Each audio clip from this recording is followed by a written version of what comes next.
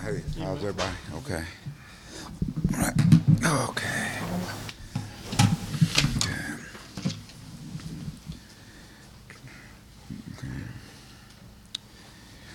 All right.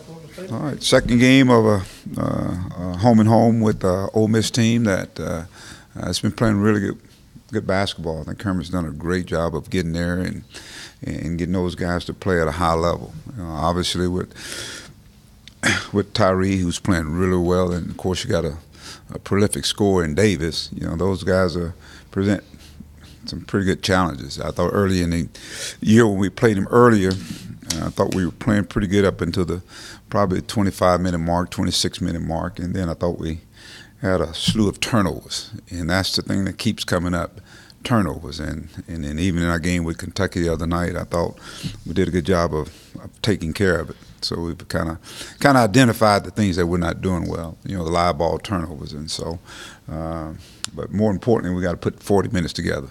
The consistency that you got to have to win games in the SEC. You got to not only start, but you got to also finish as well. So, but it's also, obviously, we get a chance to celebrate the 25-year national championship team coming in, and so there's a lot of excitement, and I'm looking forward to seeing those guys. Some of them hadn't seen in a while, and obviously they're part of our family, and so they get a chance to come and be celebrated. And so hopefully a great atmosphere, and we can do our part in going out and putting a 40-minute game together, defensively, offensively. Ole Miss is familiar with us. We're familiar with them, and so it's the second game, and we certainly want to play well at home. Yeah, Mike, what do you expect from the atmosphere? And assuming it's going to be, I think Scotty said he thinks it'll be electric. How could that help your team? It's going through a rough stretch. How could that help you guys on Saturday, maybe with energy and everything? Well, I think we've been in those kind of environments, and we got that environment here as well. But it'll be more special. I think it'll be more special when you get guys that obviously are responsible for a lot of the tradition. And I always tell our guys, that people, when they play you guys, they're not playing you guys. They're playing the national championship team, the tradition. And so to have those guys in the house, I'm sure our guys want to go out and play at a high level. But our fans are important in what we do. And so this time of the year, you need every advantage you can get. So hopefully they're plus, I always say they're plus 8 or 10, maybe they're plus 12.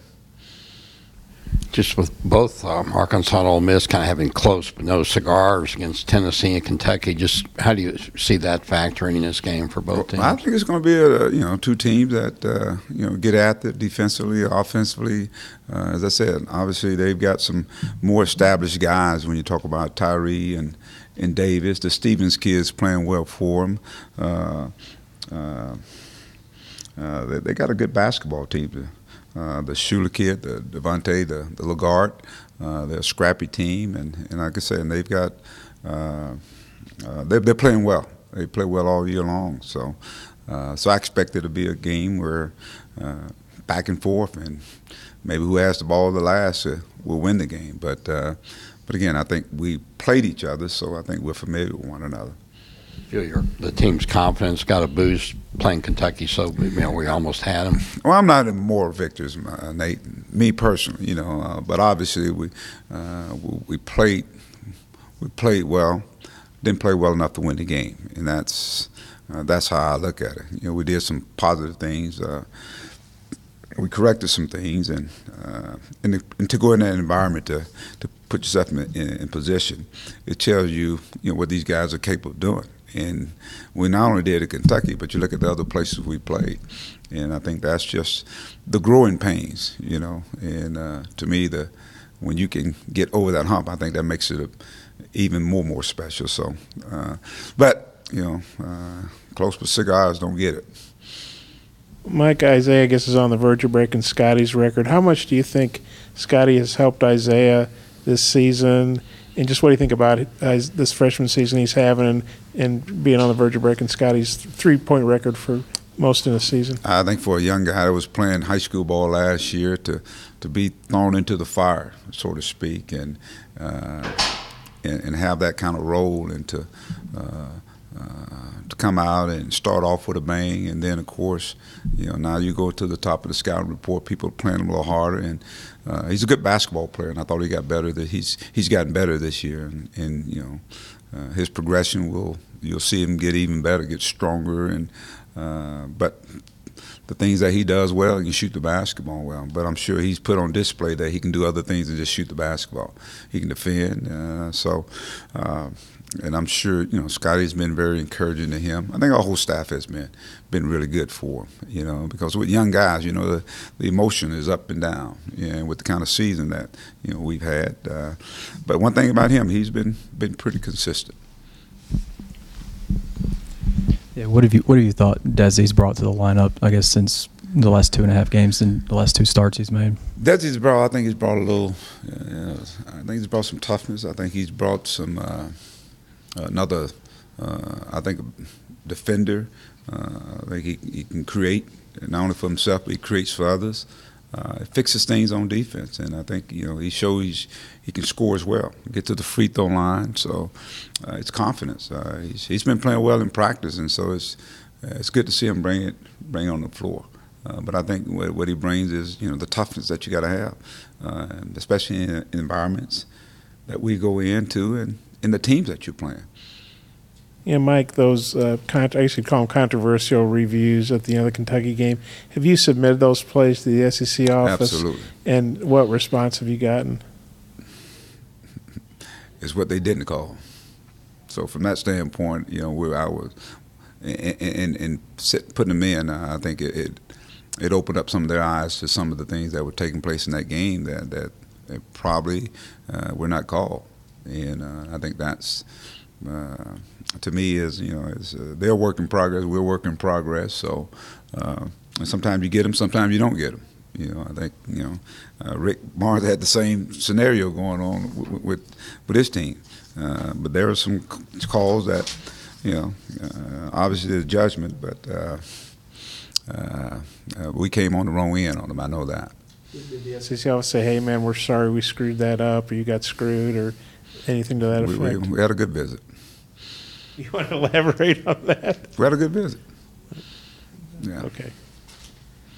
And to follow up on Isaiah, he's had a couple of rough shooting games, like probably anybody would, freshman or senior. But he seems like he always bounces back pretty well. What is it about? What have you thought about that aspect of his? Well, that's what I was talking about, the progression. I mean, he started out with a bang, and then he kind of hit the wall a little bit, and then obviously he's kind of rebounded. I think that says a lot about him. I just tell you, it says you what kind of player he is, what kind of person he is. I think he's worked to be the player he is, and he's putting it on display. I think that's refreshing. There was another coach that wasn't too happy last night. It looked like Kermit Davis, I think, threw his coat, and got a technical foul. They put a lot into trying to beat Tennessee. What's your experience with teams coming off emotional games like that, where they really had to work hard going into the next game? Well, they'll be ready to play. I think Kermit's smart enough to know that they'll be ready to play. Obviously, we played them already, and they beat us. And I thought we kind of beat ourselves, really, but they played well then. And this time of the year here, obviously you want to be playing, and they're playing really good basketball. You want to be playing some of your better basketball, and they are. So I expect the Ole Miss Arkansas game. That's what I expect to see. Have you had any conversations with Gabe and Adria about their shot selection and shooting 3-pointers? Have I had any? Just conversations with them. It seems like they've taken. I always coach my guys to take good shots. Any reason? I mean, I don't know where that question came from. Well, it just seems like they've taken some 3-pointers at some critical times, and it's led to. It just seems like they. If that's your opinion? Yeah. Okay. Thank you.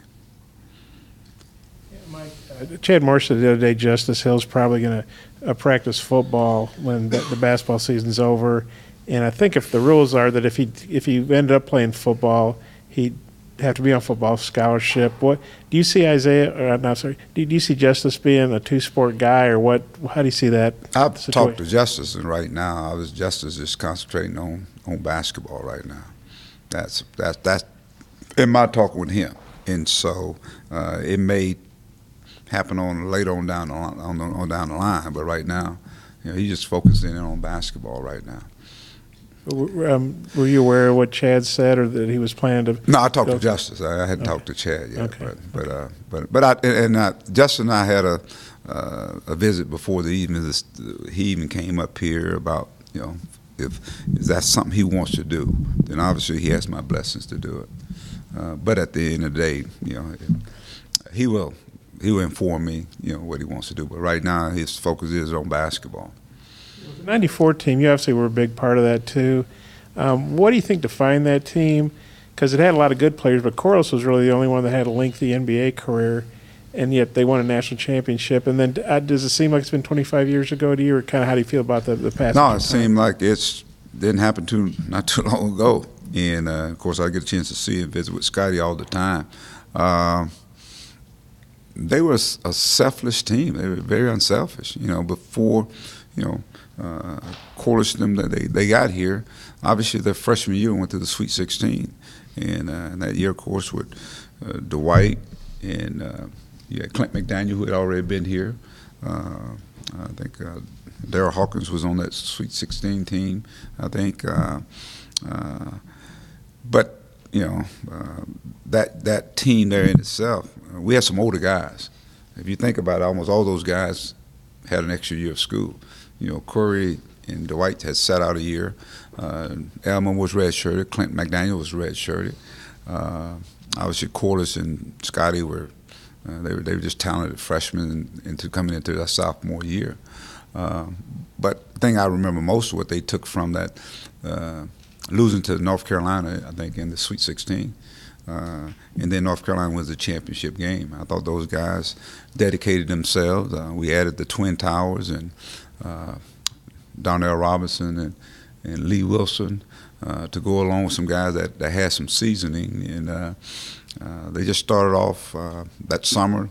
They went to work, man. And I can't say it enough. Corey Beck was the leader of that pack, man, and they followed his lead.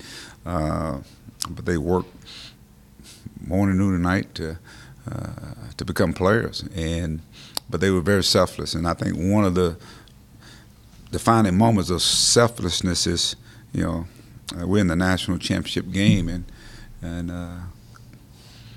Ken Body has an opportunity to start, guard Grant Hill. Clint McDaniel's been starting all year. This guy's like an all-star for us. But can you imagine in the biggest game? And I think to me, that was defining this team. They went to Coach Richardson's beat, but they were very, very unselfish, and we knew who the bell cow was. We knew who the go-to guy was, and that was Corliss. But there were no egos on the team, and they all played for each other. It was a great passing team, great shooting team.